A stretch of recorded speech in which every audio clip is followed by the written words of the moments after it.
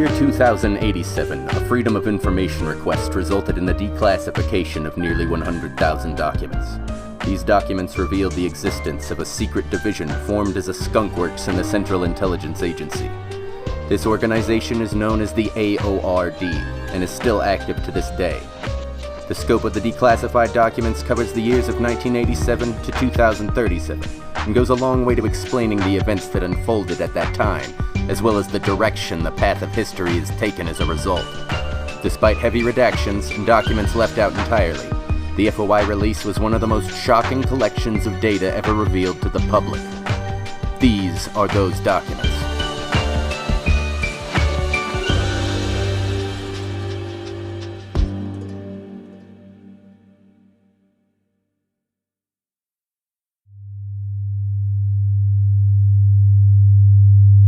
AC/AP Training Workbook for Maneuver 1, version 2.9, 1990.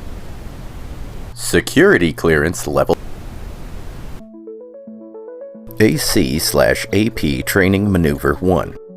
Introduction. This training maneuver was designed by Dr. of the Sciences Development Lab. It was specifically created to enhance the efficacy and ease of use of pre-existing anomalous cognition and/or anomalous perturbation abilities. All AORD officers, caseworkers, analysts, or assistants with AC/AP abilities of strength 1 or greater are required to undergo this special maneuver. All participants must first complete at least 12 hours in the Maneuver 1 simulator before their official attempt. All participants are allowed only one attempt, and failure of the attempt will result in exclusion from any and all AC/AP programs, and may also result in physical/mental injury or death. It is critical to give this maneuver the due deference its risk and level of importance deserve. FAQ. Why are all AC/AP capable employees required to complete Maneuver 1? The effect of Maneuver 1, combined with its relative ease of completion, make Maneuver 1 an indispensable part of AC/AP training. To this point, only the strongest innate talents can compete with those who have completed the maneuver, and if those with the strongest innate talents were to complete the procedure, their abilities will become extraordinary beyond anything we can currently recreate with technology. Is Maneuver 1 dangerous? As long as Maneuver 1 is completed accurately and without any missteps, there is no danger. What happens if the steps of Maneuver 1 are followed inaccurately or improperly? If Maneuver 1 is done improperly, the risk of physical or mental injury and/or death is increased substantially. This is why practitioners are required to complete 12 hours in the Maneuver 1 simulator. Is Maneuver 1 difficult? No. Maneuver 1 is simple and can easily be completed with even a basic level of competence and diligence. Anyone working for the AORD or the agency as a whole should have absolutely no issue with completing Maneuver 1. Can Maneuver 1 give AC/AP abilities to those without natural talent? No. Maneuver 1 should never be attempted by anyone with an AC/AP strength of less than 1. Anyone attempting to complete Maneuver 1 without undergoing AC/AP qualification screening will be terminated. The risk is too great, both to the practitioner and anyone in their proximity. I am Christian/Jewish/Muslim/Buddhist/other. Will Maneuver 1 conflict with or directly go against the teachings of my faith? No. Maneuver 1 is an omni-religious, quasi-spiritual ritual, and as such is compatible with any system of faith. If by chance your beliefs do not allow for either prayer, invocation, or incantation, then neither Maneuver 1 nor the work of the AORD as a whole will be compatible with you and your faith, and a transfer request must be turned in immediately. Does the practitioner need to have religious/spiritual belief in order to complete Maneuver 1? No. However, practitioners who have no faith/spiritual belief or have insufficient faith/spiritual belief will have a much more harrowing and difficult experience. It is recommended to all those in AC/AP training to consider a system of belief. That said, nearly all participants in Maneuver 1 so far have had at least some level of doubt going into the procedure, so there is no reason to be worried. Does Maneuver 1 need to be completed alone? No. It is required to have at least 2 guides supervising the initial steps of Maneuver 1. Both guides are required to have completed Maneuver 1, 56 hours of simulation, and must also have each step memorized. That said, some parts of Maneuver 1 are impossible to be guided through, and must be completed alone, despite the presence of the guides. For these steps, the simulator is more than sufficient preparation. How long does Maneuver 1 take to complete? Maneuver 1 is completed in the course of 1 day and 1 night. However, relative perception of time may vary. There are only 4 days and 4 nights per lunar cycle that the maneuver can be completed. If this window is missed, the practitioner must wait until the next available time frame. Can Maneuver 1 be cancelled partway through? Once begun, Maneuver 1 can only be stopped or cancelled before Step 13. Once Step 13 is reached, the maneuver must be completed, regardless of the practitioner's state of mind. It is recommended that anyone experiencing panic or anxiety during the first 3 steps of Maneuver 1 relay this information to the guides promptly and end the maneuver. There's no shame in backing out, and in special circumstances, fear-reducing drugs may be administered before the procedure. How does Maneuver 1 work? Though the process was developed by our own colleagues at the Science Development Lab, the actual physical mechanism of its effects are not well understood. This is quite a common occurrence with procedures, or otherwise effects. That said, it is presumed that exposure to the behind the door, as well as the observation of the behind the door and surrounding area, have a kind of widening effect on a practitioner's pre-existing AC/AP abilities. Further evidence of this conjecture is the increased efficacy of the maneuver when combined with the OSDL's Quantum Field Resonance Extrapolator, also known as the eye widener. For more information, contact Dr. with approval from Director and your handler. Preparation. For most AC/AP capable operatives, this maneuver will take place at the testing ground, and as such, a Maneuver 1 prep kit will be available to pick up at the consulate as long as the correct permissions have been signed off by your training director. If, however, you are not located at the facility, for example, if your AC/AP training is happening in the field due to time limitations, then a Maneuver 1 prep kit will be delivered to you personally, and no action needs to be taken on your part. If such a delivery is impossible, for example when your AC/AP training is happening deep in opposition territory, then the Maneuver 1 prep kit must be assembled yourself, and specific instructions in that regard will be sent to you through your normal method of information conveyance. After procuring your Maneuver 1 preparation kit, ensure that all listed items are included. Each and every one of them is necessary, and without them, Maneuver 1 will either not work or cause harm. 1. 100 milliliters of fog water. 2. 1 eyeball of a bat, any species. 3.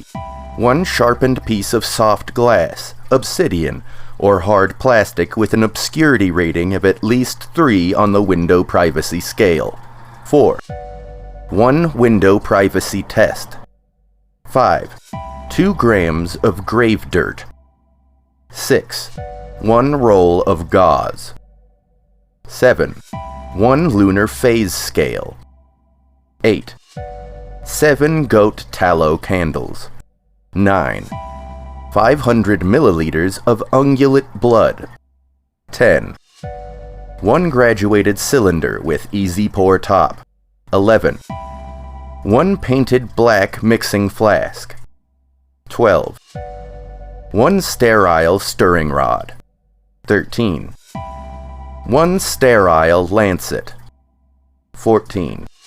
1 dose of personally functional hypnotic drug. This drug should be listed on your officer information sheet. If it is not, contact HR immediately for testing. 15. 1 lucidity device and harness. 16. 1 disposable butane lighter. After checking that all the listed items are present, ensure that each of the items is uncorrupted, untampered, and in a functional state. Most especially, use the window privacy test to test the sharpened glass when you receive it, as well as the day before you begin the maneuver. It is not impossible for the obscurity rating of the material to change, especially in or any of the other AC/AP training facilities. This standard must also be upheld, even if your preparation kit includes obsidian. Any material that has become more transparent than level 3 obscurity, or has changed 4 levels of obscurity between tests, should be turned into your handler and marked for destruction. If this occurs on any 5 pieces of material in one training class, regardless of timing, all maneuvers must be postponed until the next applicable lunar phase. Warning. Before continuing to read the instructions portion, ensure your security clearance level is equal to or greater than level 8. If your security clearance level is equal to or greater than level 8, ensure that this is reflected within the local protectorate system. If your security level is below level 8, please stop reading and turn this workbook back to the proper authorities. For those in the AC/AP training facilities, this will be either the administrative supervisor or the training director. If you are reading this outside of an AC/AP training facility, please fold this workbook in half and mail it to the George Bush Center for Intelligence in Langley, McLean, Virginia, USA. Continuing to read this workbook without proper clearance will result in grave and immediate consequences. You have been warned. CH Threat number 7839, proprietary, detected and removed for public release. Instructions. Step 1. Ensure that all materials have been verified and remain untampered. Ensure the piece of glass/obsidian/plastic still has the proper obscurity with your window privacy testing kit. Ensure all perishable items are still fresh. Fresh meaning intact, and not rotten over more than 30% of its surface. Ensure that the prep kit is neatly organized, and that the candles, ungulate blood, and graduated cylinder can be easily accessed, even in very low light. Ensure that all steps in these instructions have been adequately memorized, especially the special directions for Step 13. If you are in an AC/AP training facility, ensure that you have logged at least 12 hours in the Maneuver 1 simulator. Step 2. If you are not performing Maneuver 1 in an AC/AP training facility, choose a vantage point where the moon can be easily seen between the hours of 2200 and 100. When choosing a vantage point, consider privacy and utility. If there is any possibility you will be noticed or questioned, that is not an ideal vantage point. That said, the view of the moon is the most important priority, so be sure to plan accordingly when choosing a vantage point.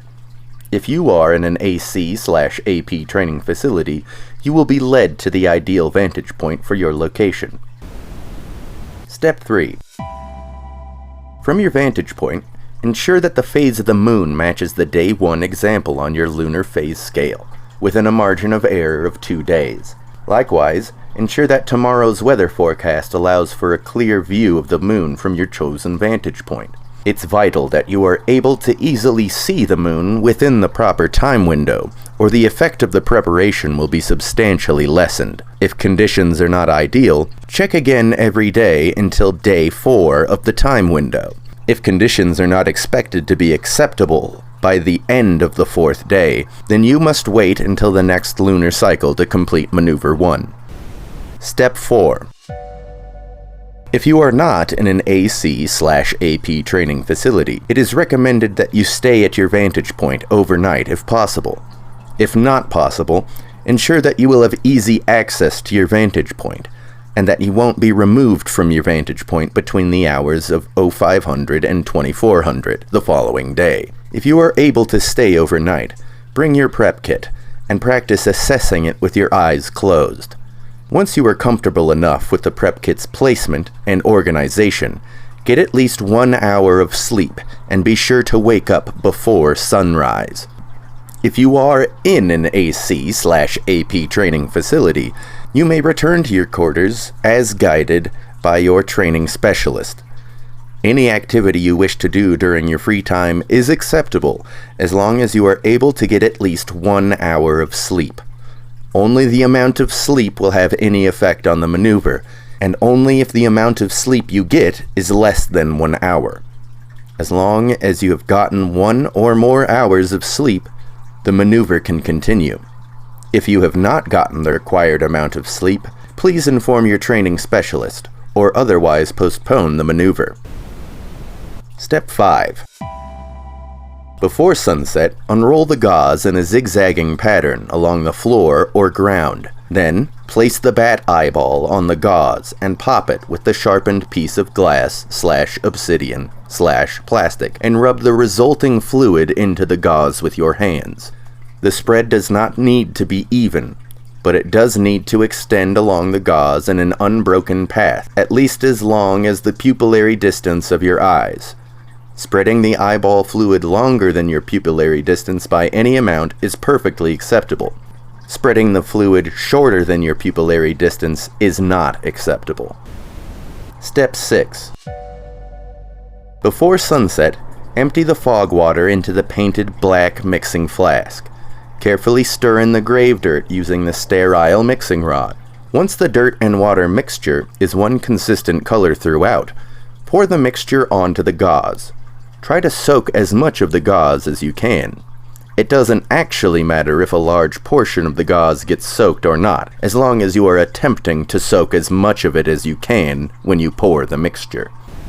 Step 6, Part 2. Close your eyes and bring the gauze onto your face. Fully cover your eyes with the portion of gauze that has the bat eyeball fluid rubbed into it. Keep your eyes closed as you wrap the remaining gauze around your head. Ensure that the wrap blocks as much light as possible from your closed eyelids. Securely tie the gauze and ensure that it will remain in place for the rest of the day and night. Step 7. Wait until the hours of 2400 to 0400. You can set yourself an alarm for 2300 hours, but any alarm, reminder, or nudge after 2300 hours will invalidate the procedure. It may seem like it will be difficult to tell when you have reached the correct time frame. However, this is not the case. Between the hours of 2400 and 0400, the light of the moon will appear intensely bright to you, even through the gauze and your eyelids, no matter how well it's wrapped, and no matter how much material is in the way.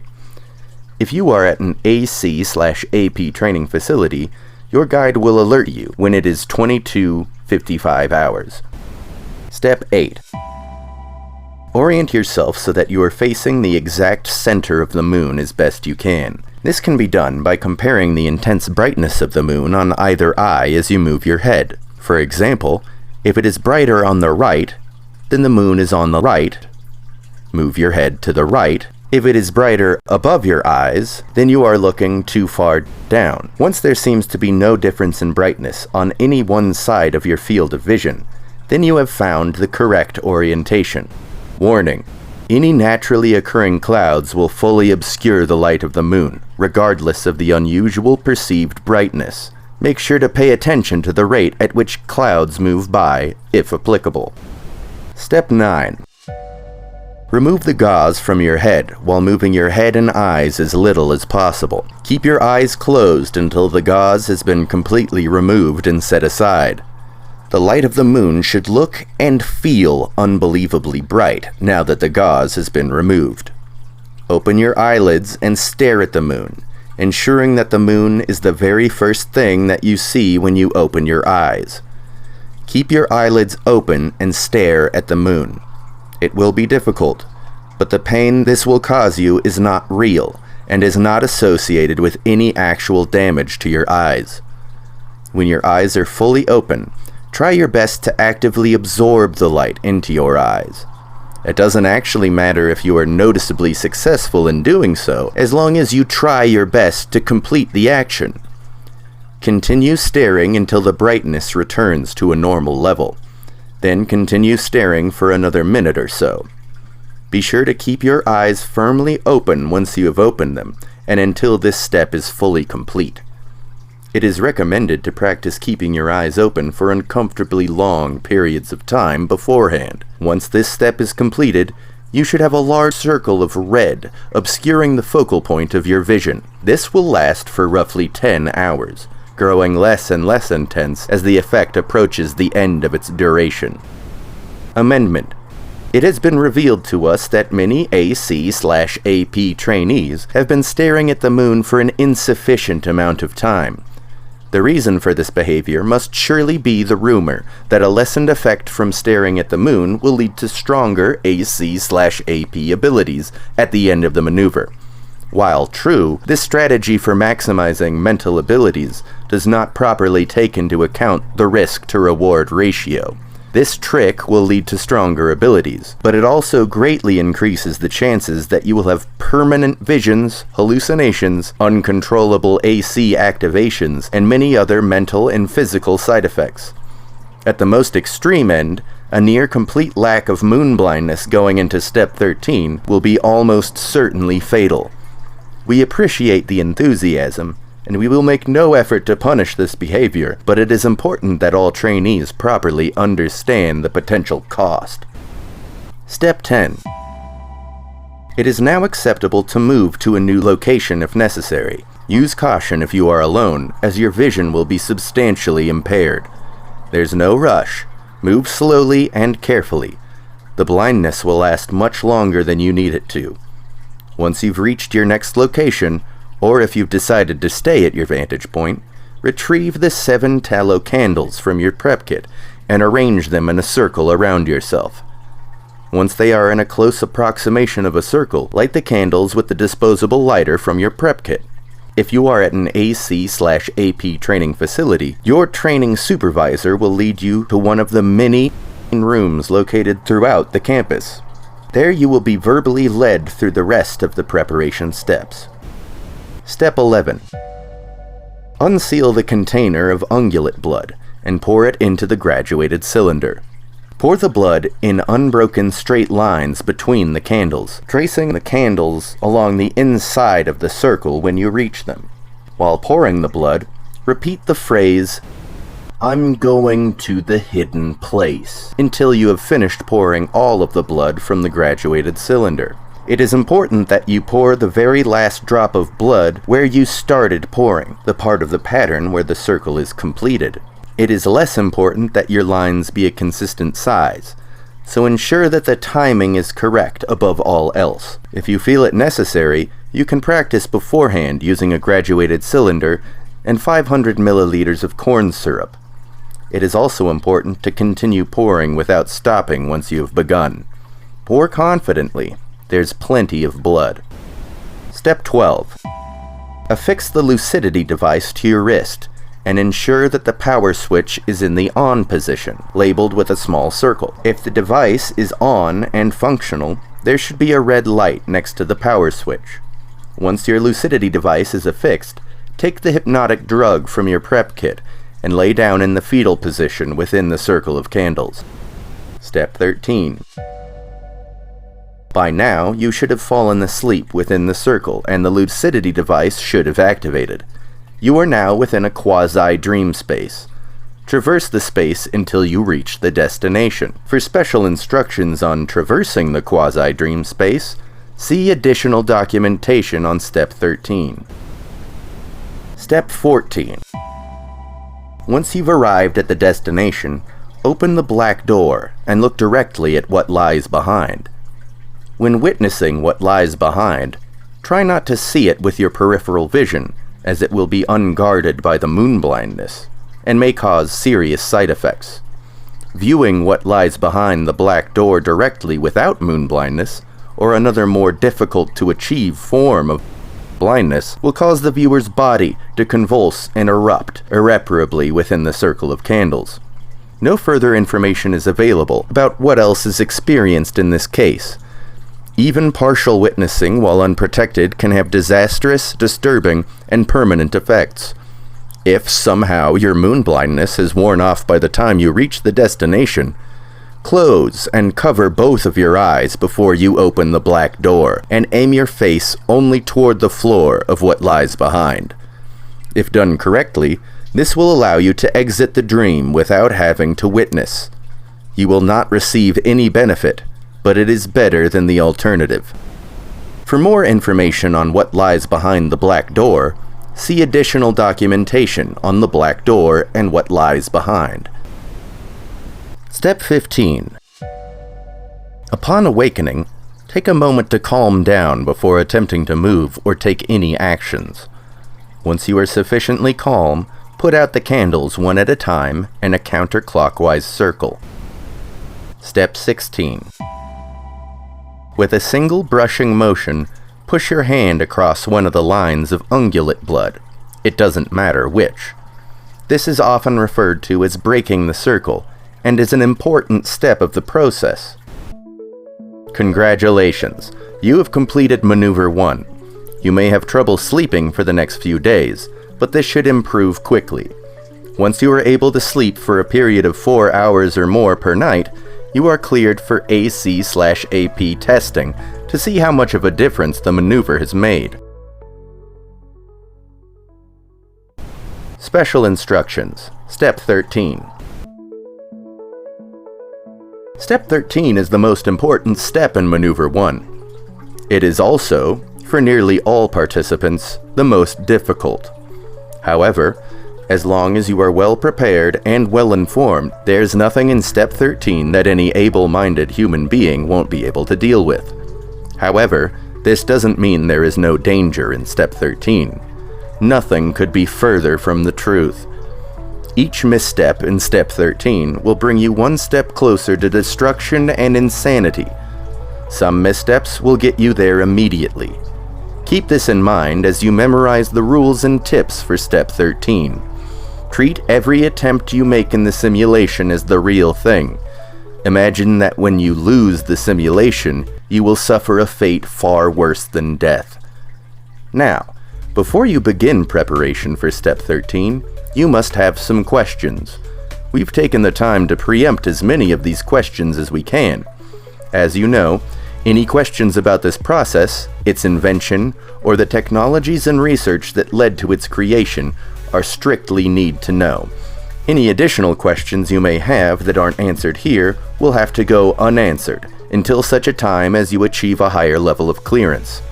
That said, feel free to submit any questions to your handler if you believe it may improve the training process, or if you believe it should be included in future versions of this workbook. FAQ. What is Step 13? Step 13 is simply navigating a quasi-dream state extra-normal area. The area in which Step 13 takes place, however, is anything but simple. It is simultaneously a dream and reality. It is both a projection of your own mind, as well as a real, semi-physical plane that your brain is literally perceiving. Though the shape, form, smell, texture, layout, and content of the space will be different from person to person, the area it represents is real and absolute. It is because we learned this that we were able to find a nearly perfect system for navigating this space. It took extensive and strenuous research, which claimed the lives of hundreds of officially honored research subjects, but the rules for Step 13 are nearly 95% consistent and accurate, and in only 1% of cases has a blind spot or inconsistency in the rules led to serious consequences for a participant. Is Step 13 very dangerous? Yes, but don't let yourself worry about it. As long as you follow the rules and tips, no lasting harm will come to you. Are there things living in the extra-normal space of Step 13? Though it is impossible to say for sure whether the phantasms and entities within the quasi-dream space are actually living sapient things, it can be safely assumed that they are at least partially intelligent. However, just because they are intelligent doesn't mean they are difficult to deal with. They must still adhere to the same qualities of any quasi-dream space, and that means they may be safely treated as concepts and dealt with accordingly. In other words, if something is chasing you, you can get away. It doesn't matter if the entity is clearly faster than you, because both it and yourself exist in a dream. Can I accidentally end up in the quasi-dream space from step 13 after maneuver 1 is finished? No. It takes concentrated effort and intention to arrive in the extra-normal space of step 13. If you believe yourself to have dreamed of this space before or after the maneuver, it is likely your unconscious mind touched the plane where this space exists. This doesn't mean you will be in danger in your normal dreams. Consider the space that may appear in your dreams as a movie or video game, while the space in step 13 is the real thing. What happens if I fail to reach the destination in step 13? You will not return. If this answer is insufficient to sate your curiosity, then use that feeling as motivation to work hard and earn a higher security clearance. I have panic attacks / anxiety attacks / generalized anxiety disorder / major depressive disorder / a generally pessimistic outlook of my own performance. Will this affect my performance in step 13? Yes, it will. Just like it would in a dream, a strong belief that you can't do something will prevent you from accomplishing it. However, that doesn't mean you won't complete maneuver 1. You're required to. If you believe your mental illness / outlook is too strong to shake through normal methods, it is recommended that you submit a fear-reducing drug request to your handler, no less than 5 business days before you are scheduled to complete maneuver 1. Now that we've covered the more common outlier questions, we can move on to the rules and tips. Any additional information you need to know to complete step 13 will be included. Rules. Objective. The objective of step 13 is to reach the destination. In order to accomplish this objective, you must move through the space and seek it out. The destination isn't in a specific place. Instead, it is a place that appears to you once you have met certain conditions. The most concrete of these conditions is completing 7 left turns and 13 right turns. In addition to the minimum value, this condition also has a maximum: 777 left turns and 1,000 right turns. The odds of reaching the maximum value before finding the destination are extremely low, and we are only able to discover that there was a maximum value at all by having the research subjects actively ignore the destination each time it appeared. The nature of the destination, as well as the space itself, varies widely from person to person. In some cases, it will not look any different than the rest of the quasi-dream space in step 13. It will, however, feel different. While most of the places in the extra-normal area will have an ominous or uncanny air to them, the destination will feel exactly like a destination. It will feel safe, final, important.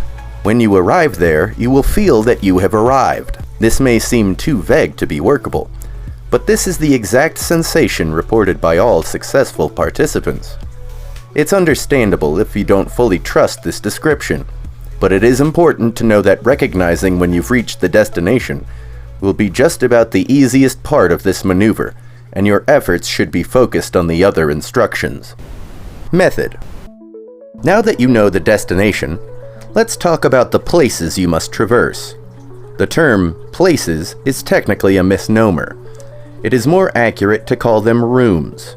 However, because many people's experience of Maneuver 1 has them perceive the rooms as outdoor areas with no doors, windows, or walls, we will be continuing to use the term places.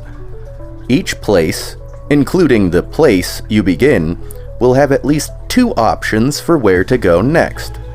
We will call these options left, right, and center. These directions will always be relative to your perception when you enter a new place. If you enter a new place walking straight through the door, the left option will be the leftmost option.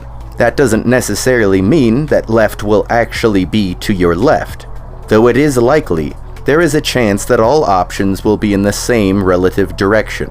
Regardless of their actual position, left will be the leftmost option, right will be the rightmost option, and center will be between them. Now, if you walk backwards through the door, left will be the leftmost option as you face the door you came through, i.e., if you back through a door and immediately turn around, which is inadvisable for reasons we'll cover later, left will be the option on the right closest to the left. Right will be the option on the left closest to being on the right. Center will be the same in either direction. As long as you remember how you are oriented when moving through a door, /portal, /gateway, /arch, /hole, it should be very simple to determine which way is which. Entering the left option will add a counter to your total left turns, and the same goes for choosing the right option. Choosing the center option will not add a turn to either counter, and essentially works as a null value. If possible, avoid overusing the center option. Not only will it extend the amount of time you spend in the quasi-dream space, but too many center options in a row will substantially increase the potential danger and inconsistency. Once you've traveled 7 left turns and 13 right turns, the destination will soon appear. It may not be the very next place you move to, but it will arrive soon enough. Just keep moving until you find it. As long as you've traversed the minimum amount of turns, the destination is sure to appear. This is the main method, or game, as some of our AC/AP training supervisors call it. In basic practice, it is quite simple. However, there are certain reasons you will not be able to make the turn you want to take. If you have 6 left turns and 13 right turns, it will be tempting to take the very next left. Be patient. Not every turn is worth taking, and not every place is the same. There will be times where you must turn back and return the way you came. Every time you will turn back, it will count as 3 turns, 1 for your initial choice, and 2 turns, either left or right depending on which way you rotate, for having to turn around. To top it off, having to turn around will also bring you at least 1 turn further away from the destination. So in practice, turning back adds 4 turns in total. Obstacles. There are many things that will appear in the extra-normal space that will slow down your progress, cause you to turn back, and, in some cases, bring you much further away from your destination. There are 3 categories of obstacle you must watch out for, and they are ordered by the most common to the least common. 1. Wrong turns. 2. Bad places. And 3. Phantasms. It is possible, though very uncommon, for none of these obstacles to appear in your personal maneuver. It is most common for a participant to encounter numerous wrong turns, and 1 or 2 bad places. It is uncommon for a participant to meet a phantasm. However, through extensive testing, we can be confident in saying we have encountered every phantasm you might run into. In all cases, and for all forms of obstacle, if you know the specific rules for how to deal with them, you will be able to avoid them with ease. 1. Wrong turns. Wrong turns are the most common and the least dangerous obstacle you will encounter. However, they aren't always simple to spot, and going through them can have terrible consequences. Most of the time, a wrong turn will just bring you 1 place further away from the destination, and waste 1 of your turns. But this isn't always the case. Some wrong turns are more wrong than others, so it's important to move with caution and careful observation. The following is a general outline of what wrong turns are like, as compared to correct turns. Characteristics of a wrong turn. Any pathway/trail/hallway/etc. that leads downhill at a grade of 10% or more is a wrong turn. This is especially true for stairs leading down. A correct turn will have a pathway / trail / hallway / etc. that either leads uphill or stays relatively flat. Stairs going upwards are also fine as long as all other conditions are met. Holes in the ground are always wrong turns. Correct turns may be holes in the wall or ceiling as long as all other conditions are met. Any door / gate / transition / etc. that feels too profane to look at or approach is a wrong turn. Correct turns may feel too sacred to look at or approach, but usually do not. Note: most turns, both wrong and correct, will feel generally foreboding or ominous, and this perception tends to increase the closer you get to the destination.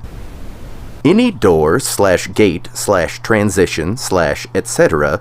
that seems inviting or alluring is a wrong turn. Correct turns do not advertise themselves, and in some cases are even covered in stop signs, do not enter signs, or other warnings. Any turn that requires you to ride, slide, drive, fly, or any other method of conveyance that doesn't solely rely on your own power is a wrong turn.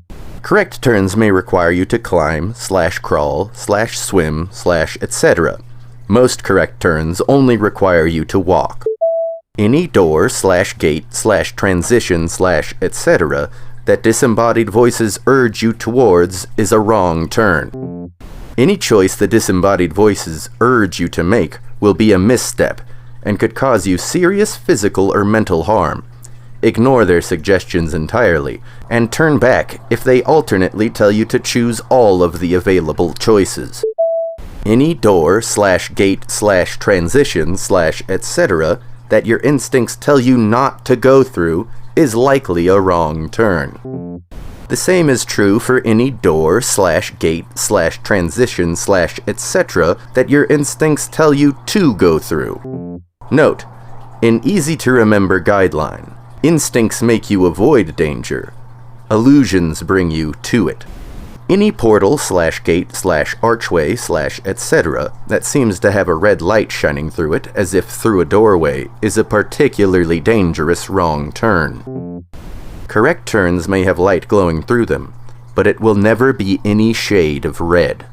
If you are red-green colorblind, be sure this is reflected in your personal files so that your training supervisor can provide you with corrective glasses. Note: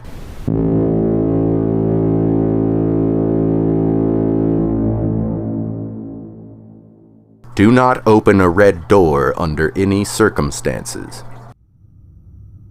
2. Bad places.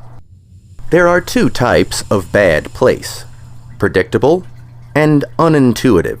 Most of this section will focus on the unintuitive type, as the predictable type will function just the same as a dangerous area would in real life, and therefore doesn't require any special instruction.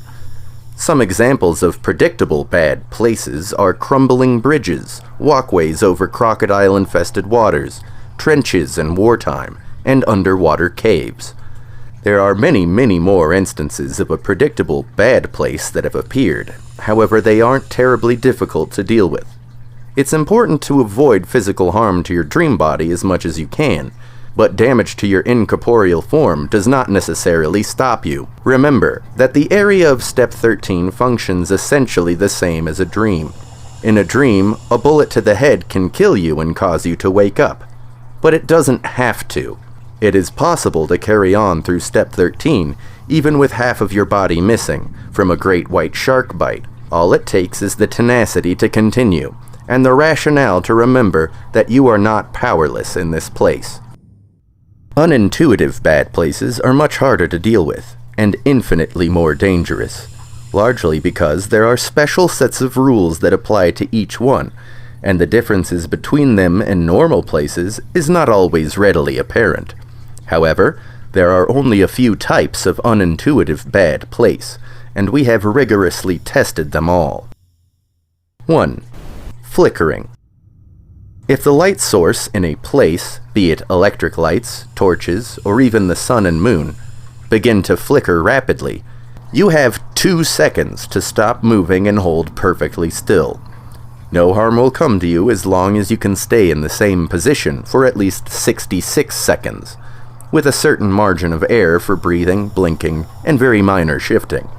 The easiest way to accomplish this is to stand at attention, just as you did during your basic training as a case officer.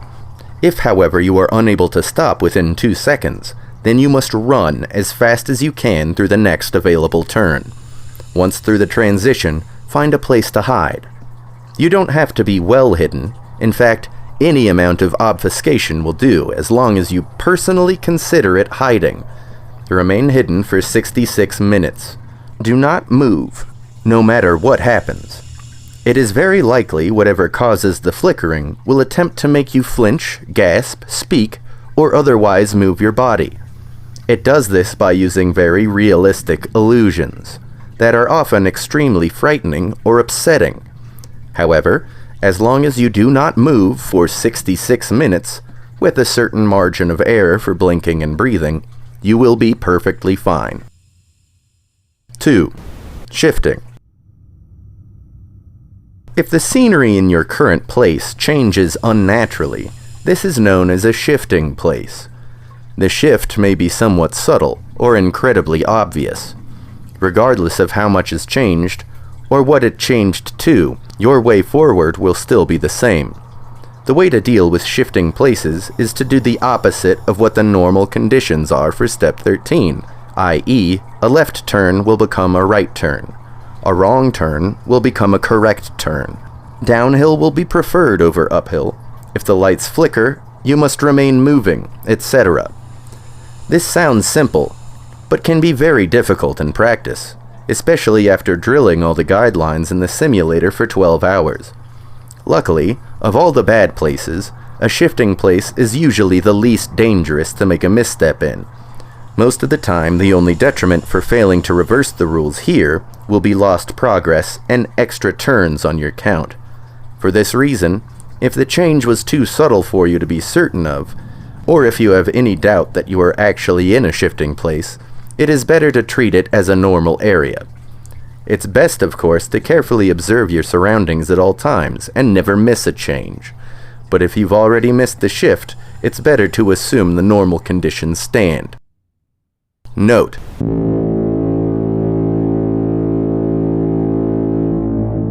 never open a red door even in a shifting place. 3. Parties. If you hear the sounds of people chattering, playing music, or glass clinking, drop to the floor immediately. Once on the ground, keep the whole of your body within 2 feet from the floor and belly crawl to your next turn. Looking up from this position on the floor, you will see what appears to be a group of people throwing a party, /ball, /masquerade, /wake, etc. They will appear to be standing on a translucent floor, which you are underneath. Do not interact with them in any way. Touching them, speaking to them, or getting their attention in any way will inevitably lead to all the partygoers becoming distorted and enraged before swarming your position and digging you out of the ground. If this happens, it is highly unlikely you will be able to escape, as the partygoers are capable of opening doors and maneuvering through the quasi-dream space just as you are. As long as you stay quiet and low to the ground, there will be no danger. Most parties will only take up the main area of a place and will not stretch into the pathways leading to a turn. However, it is possible for a party to span all the way through a pathway and into the next place, so be sure that the party is truly over before you get off the ground. 4. Puzzles. Any room with exactly symmetrical features on either side of the middle plane as you enter the room is a puzzle. Puzzles will invariably have a left and a right turn that look exactly the same, with no choice in the center. There will be a piece of information in this room that will tell you which door is the correct choice. This information may be written, engraved, recorded in audio-video format, entered into a computer or server stack, recorded in hologram, or psychic field replication, or any combination of the above. In most cases, there will be several steps to find the information you need, and it can take a long time to get through. Be sure to keep at it and get it done. Do not guess. Guessing has a higher frequency of failure in a puzzle room than going blindly through doors in the rest of the extra-normal space. Find the answer no matter how long it takes.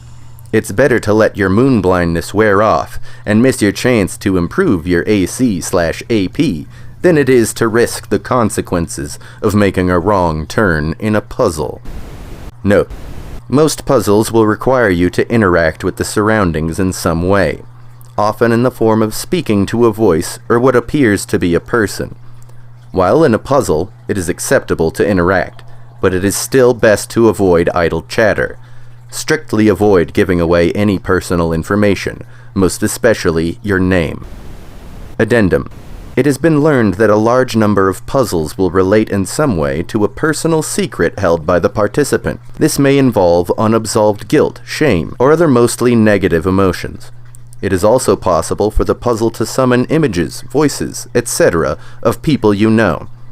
Even if a puzzle seems to know everything about you and your private history, you should still never give away any personal information, most especially your name.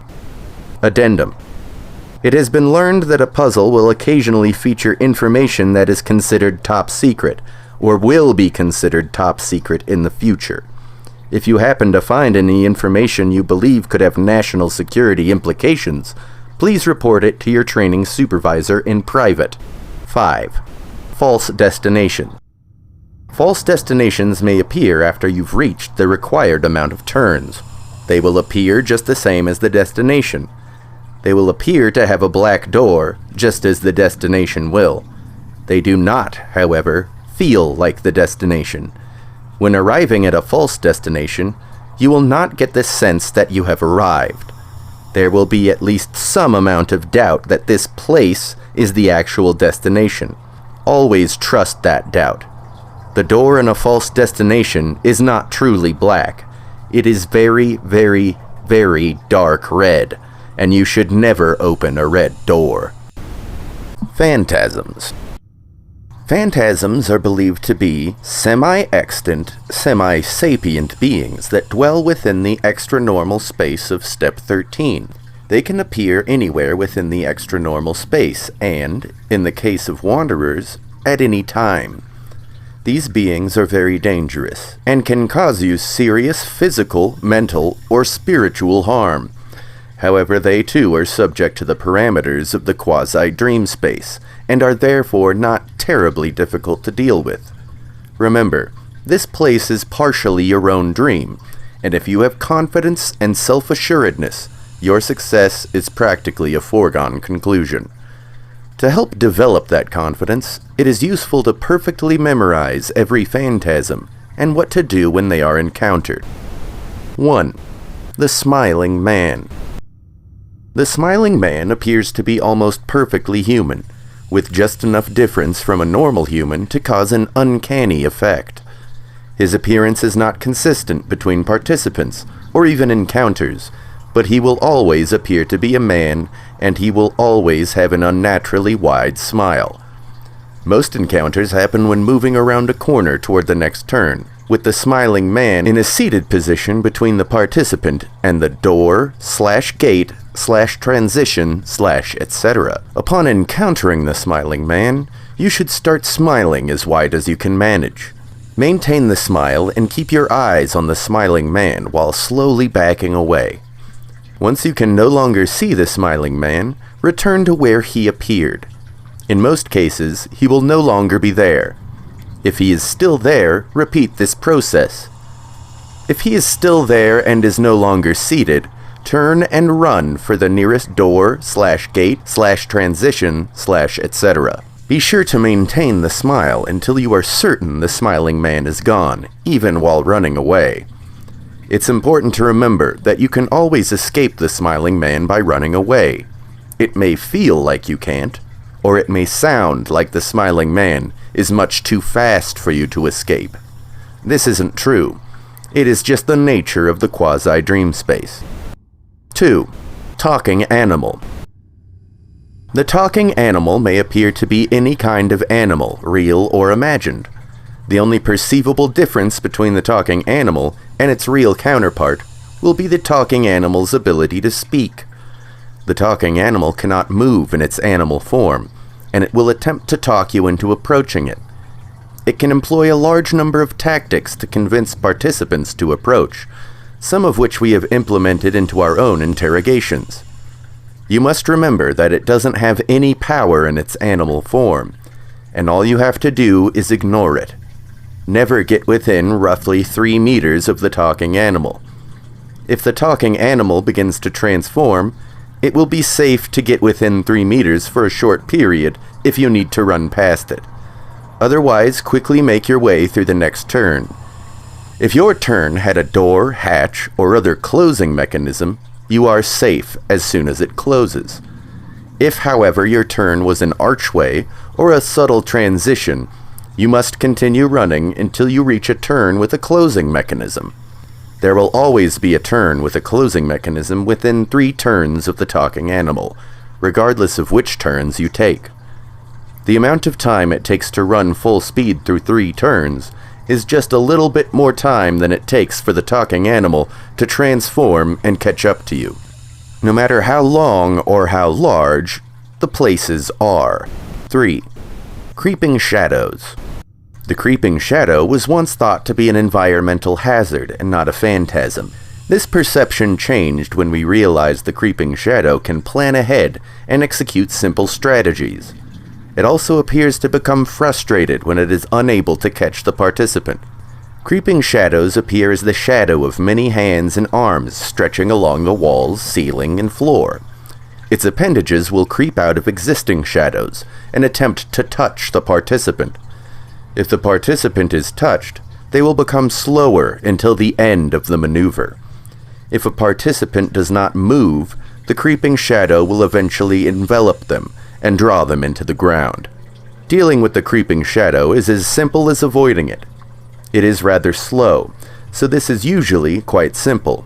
However, the creeping shadow may attempt to use misdirection or other tricks in order to get to its target. Still, it is fairly simple-minded, so as long as you keep your wits about you, this phantasm shouldn't be a problem. 4. Wanderer. The Wanderer appears to be the top half of a humanoid creature with very long arms and fingers. It floats in a straight line at a slow, steady pace, and it is not stopped or slowed by walls or other obstacles. The Wanderer cannot actively change its direction while it's floating, but it will try to reach out and grab you as it floats by. Since the Wanderer can appear out of any door, ceiling, or floor, it can be very difficult to deal with. The only real way to avoid a Wanderer ambush is to have situational awareness and be ready to leap out of the way at any time. As a bonus, the Wanderer will look at you with desperation and despair every time it misses you, madly trying to reach for you or get its body to change directions to no avail. Note: the Wanderer can also appear behind you, and it does not make a perceivable sound, so be sure to keep an eye on your 6 whenever you can. 5. The Dog. The dog has the appearance and mannerisms of a normal family dog, and will often have tags featuring a similarly normal name. The dog does not talk, and will never appear any different than a normal dog. Do not pet it or otherwise interact with it in a friendly way, and do not let it follow you for any amount of time. The only way to deal with the dog is to kill it. As long as you kill it as soon as you encounter it, it should be as easy to kill as a normal dog. Each passing moment, the dog will become harder to kill. Don't wait, or it will be too late. Addendum. Many have complained that there are not enough specifics about the danger the dog presents. Unfortunately, that information is strictly need to know. We can assure you that you don't want to find out what happens if you don't kill the dog. Remember, it isn't a real dog. It isn't a dog at all. It's a phantasm, and it's there to harm you and upset you. Furthermore, it will still be in the extra-normal space, alive and well for the next time it hunts. Other guidelines. In the quasi-dream space of Step 13, even innocuous actions can have drastic consequences. Be sure to follow these simple rules. 1. Do not sing, hum, or whistle. Try not to think of any melody if you can help it. Data suggests any musical presence increases the level of danger, most especially in the case of whistling. 2. Do not skip, dance, or wiggle unnecessarily. Data suggests that lighthearted actions such as these can increase the level of danger. 3. Don't stall if you can help it. The longer you take, the less moon blindness you will have to protect you when you reach the destination. 4. Avoid walking backwards unless entirely necessary. Data suggests that walking backwards can have an unpredictable effect on your turn count and may send the destination much further away. 5. Do not attempt to fly, move through solid objects, or perform any other activities that are typically only done in dreams. Evidence shows that this is considered a violation of the game, and the extra normal space will hobble you as a punishment. In some cases, injuries caused by attempting dream actions are reflected on the physical body. 6. Never open a red door, even if it's your only remaining option. Tips. Ask others about their experiences and how they dealt with certain trials. Your training supervisor will have plenty of useful advice. While preparing for the maneuver, practice moving quickly from place to place with obscured vision. This can be done safely by staring at a colored circle on a computer screen for a minute, or, if you are at an AC/AP training facility, you may inquire about the moon blindness glasses at the commissary. Avoid believing any superficial information that makes Step 13 seem difficult. Due to the nature of dreams, this may negatively affect your experience. Step 13 is actually quite easy. Running is rarely a bad idea, but be sure to keep the rules in mind even at speed. A bad decision made quickly is still a bad decision. With all these rules and guidelines in mind, and the required amount of time in the Step 13 simulator, you will be fully prepared for what you will face in completing Maneuver 1. Move with the confidence and spirit expected of any CIA AC/AP specialist, and you will never make a wrong turn. Additional documentation. The Black Door. The Black Door is a function of the quasi-dream space's real physical existence. While the game and the destination are both symbolic representations that lie between reality and dream, the Black Door only exists in reality. If one were to simply dream of the quasi-dream space without performing the maneuver, the Black Door would not appear. It is only when a participant's projection is physically sent to the real area that the Black Door appears. It is unknown if it is intrinsically connected to the area by virtue or symbolism, as is the case with most dream spaces, or if it is simply a connection to another place entirely. What lies behind the Black Door is not well understood. We believe that it is an object, place, or being that is beyond the human brain's capacity to comprehend. When viewed, it will usually appear as the object of the participant's faith, or at least an approximation of such. This appearance and the quality thereof will depend largely on the level of faith the participant has in their deity/object of worship. For instance, if you fully believe in the Hebrew faith without any doubt at all, you may see what appears to be the face of Yahweh in resplendent godly form that mortals are not meant to see. If, however, you believe in Judaism, but your faith is clouded by serious doubt, you may see a warped form that looks somewhat like the face of God, but mostly like a horrific, warped, and unknowable thing. This effect is consistent between all religions and faiths on seeing what lies behind. As long as their vision is sufficiently obscured, the participant will very briefly lose grip on their sanity before being rejected from the presence of what lies behind, and their projection return to their physical body. It is the official position of the AORD and the CIA that what lies behind the Black Door is not actually any god or object of worship, or at least not any god or object of worship that we know of. It is far more likely that the appearance of what lies behind the black door is affected by the participants' perception and worldview. Our data does suggest that those with strong faith in any religion have fewer side effects and a shorter recovery time. Those with no faith or very poor faith tend to get more benefit from their AC/AP abilities at the cost of more severe side effects and longer recovery time. As per federal regulations, the AORD and the CIA do not officially forbid the worship or exaltation of what lies behind the black door.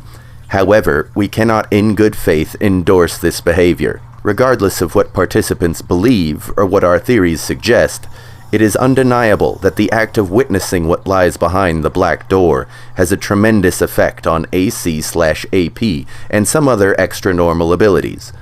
The mechanism for this improvement is completely unknown, but it markedly improves the capability of a specialist's brain to detect and create extra-normal waves, fields, and signatures, as well as increasing the ability of the brain to tolerate extra-normal quantum functions. These effects combined can increase the power of an AC ability by upwards of 1% relatively safely. It can also increase the power of AP abilities by over foot-pounds, and in both cases, connection times are an average of 4 minutes shorter, with higher-level specialists being able to perceive or affect distant targets in an instant. All successful participants agree that it was well worth the struggle. Addendum. It has been repeatedly brought up that there is some possibility we are aggravating what lies behind the black door with our constant visits. There is no evidence to support these claims, and in fact, there is no solid evidence that what lies behind the black door has ever once noticed our presence. There's no evidence that whatever it is can perceive anything. We don't know if it's alive or dead or anywhere in between. Considering this, there is absolutely no reason to halt or slow the use of Maneuver 1 for the time being. If it is alive, and it is bothered by Maneuver 1, it could inform us, or it could simply hold the door closed. There's no reason to think it's out to get us.